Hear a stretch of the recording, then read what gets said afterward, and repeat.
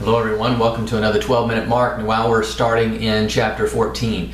The tension and the drama and the irony just carry the story in a very fast-paced sort of way.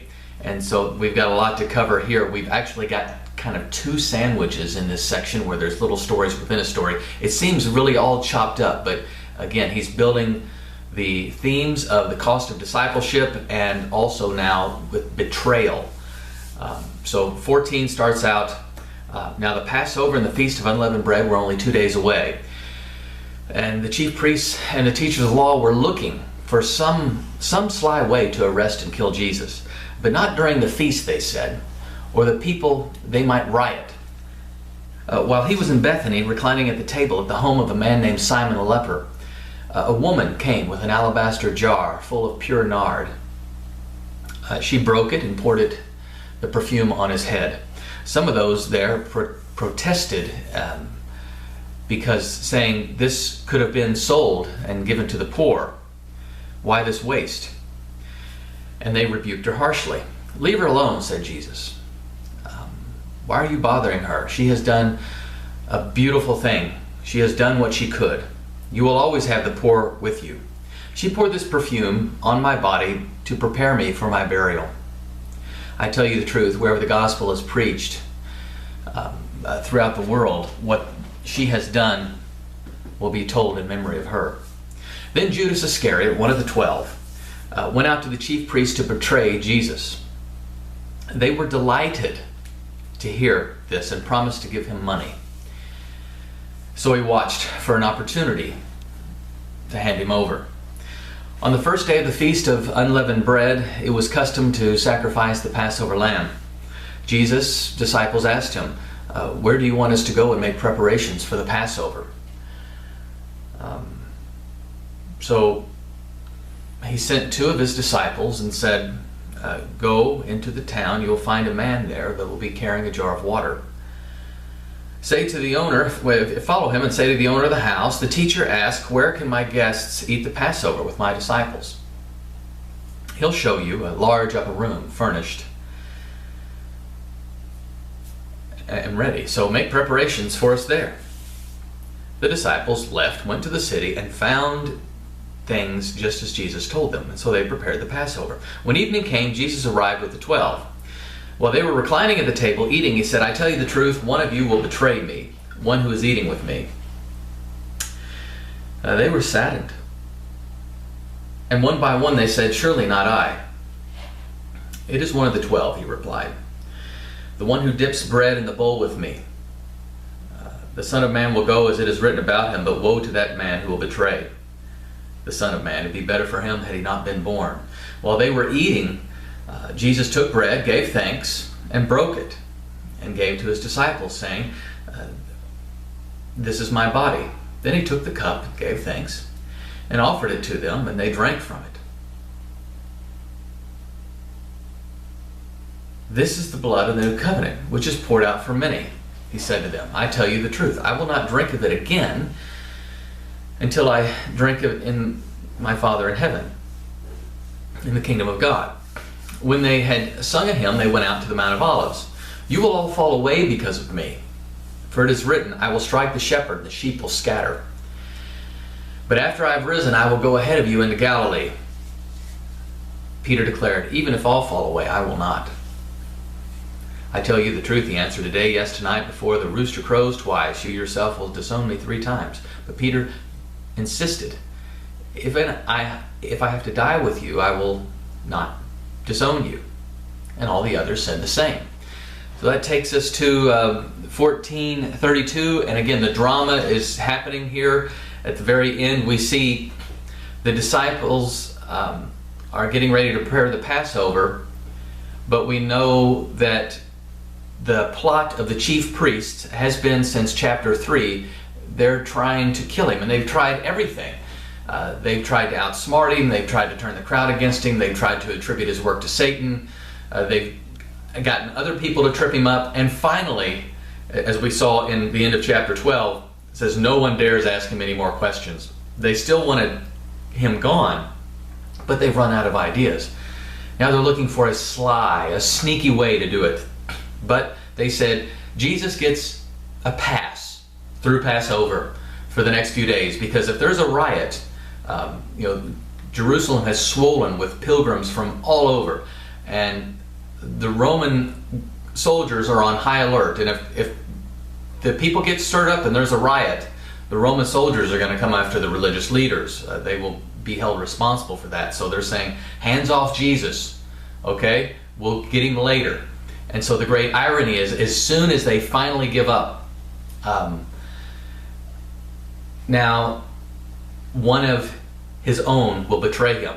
Apparently they don't go to Judas and say, will you betray him? Judas takes the initiative to betray. And the sandwich is, here we start with the story of they're looking for a sly way to kill him. And then in the middle, we have the woman who anoints him with perfume, who is, said she did all she could.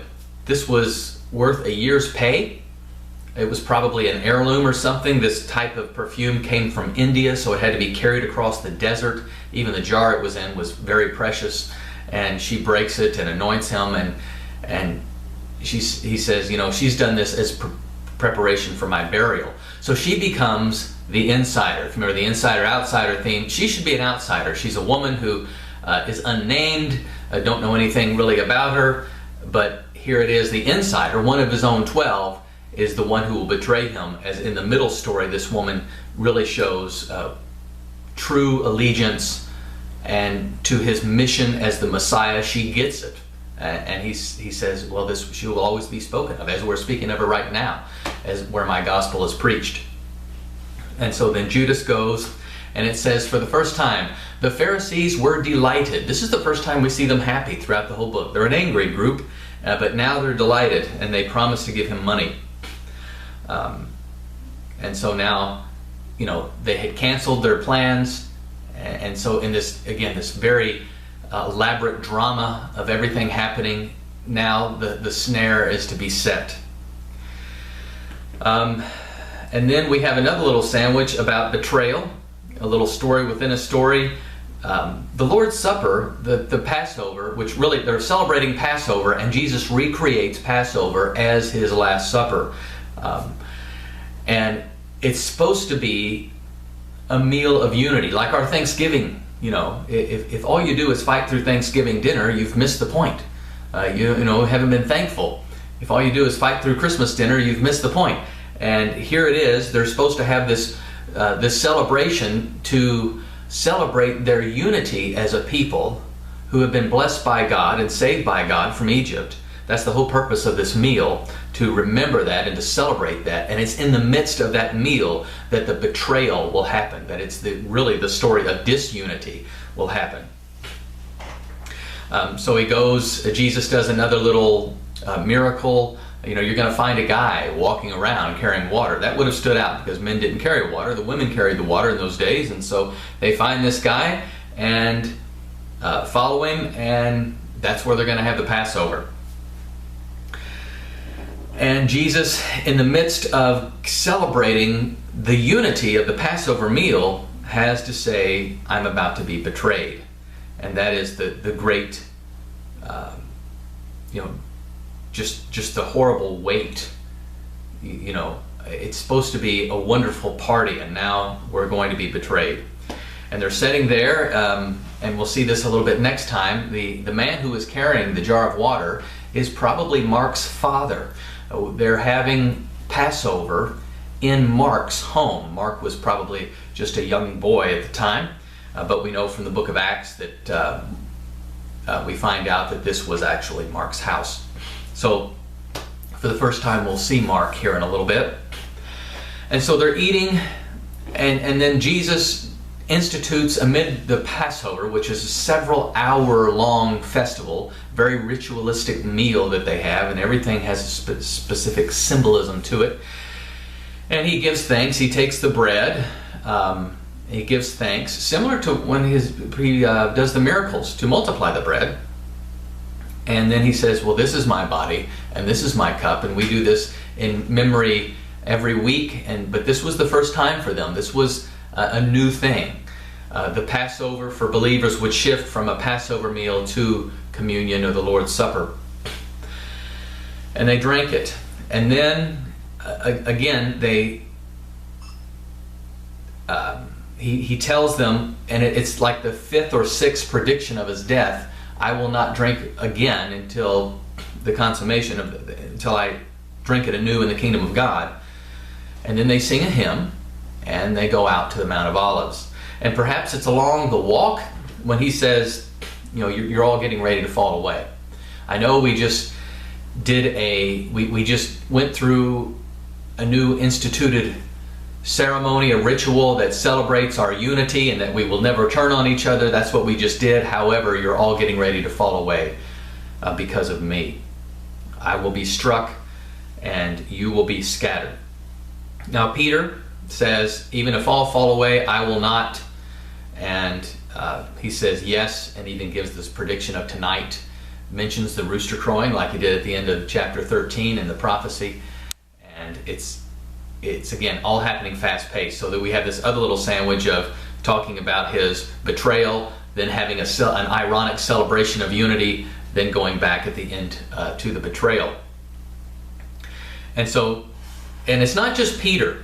Peter denies that he will deny Jesus, right? He denies that Jesus really knows what he's going to do. But he's not the only one here. We have to remember that every other apostle says the same thing. They all deny that they will flee or be scattered. But Jesus knows you better than you know yourself. That's one great lesson here, and that he tells us you are going to have, it's all getting ready to happen. And so we'll cut off there and start again with verse 32 and go down. Chapter 14 is the longest chapter in Mark, and we'll split it up into 3 sections, and we'll continue now with the garden for next time in the arrest. God bless you.